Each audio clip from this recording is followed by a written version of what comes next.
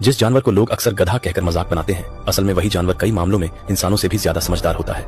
हम बचपन से सुनते आए हैं कि गधा मतलब बेवकूफ, लेकिन सच यह है कि गधा बेवकूफ नहीं बल्कि बहुत सोच समझकर कदम उठाने वाला जानवर है। आज हम जिस गधे को देखते हैं वह कोई साधारण जानवर नहीं है, यह लाखों सालों की एवोल्यूशन का नतीजा है। इसके पूर्वज अफ्रीका के ऐसे इलाकों में रहते थे जहाँ गर्मी, पानी की कमी और खतरे हर समय मौजूद रहते थे। ऐसे कठिन वातावरण में सर्वाइव करने के लिए गधे ने खुद को समय के साथ बदला। उसकी बॉडी बनी मजबूत, स्किन बनी टफ और सबसे बड़ी बात, उसकी डिसीजन लेने की क्षमता बहुत तेज हो गई। गधे की मेमोरी भी कमाल की होती है, यह कई साल बाद भी रास्ते याद रख सकता है। अक्सर आपने देखा होगा कि गधा अचानक चलते चलते रुक जाता है। लोग इसे जिद समझते हैं, लेकिन असल में वह उस रास्ते को एनालाइज कर रहा होता है कि आगे खतरा तो नहीं है। गधे की ताकत भी किसी से कम नहीं, यह अपने शरीर के वजन से कई गुना ज्यादा भार उठाने में सक्षम होता है। पहाड़ी रास्तों, पथरीली जमीन और खतरनाक जगहों पर भी यह अपना बैलेंस बनाए रखता है। इसकी सहन शक्ति इतनी ज्यादा होती है कि यह लंबे समय तक बिना थके काम कर सकता है। हजारों सालों से इंसान गधों पर भरोसा करता आया है। आज भी दुनिया के कई हिस्सों में गधा ट्रांसपोर्ट, खेती और सामान ढोने का सबसे बड़ा सहारा है। अब एक और मजेदार बात सुनो, जब गधे और घोड़े का क्रॉस कराया जाता है तो एक नया जानवर बनता है जिसे म्यूल यानी खच्चर कहते हैं। यह अपने पेरेंट्स से भी ज्यादा स्ट्रॉन्ग और इंटेलिजेंट माना जाता है,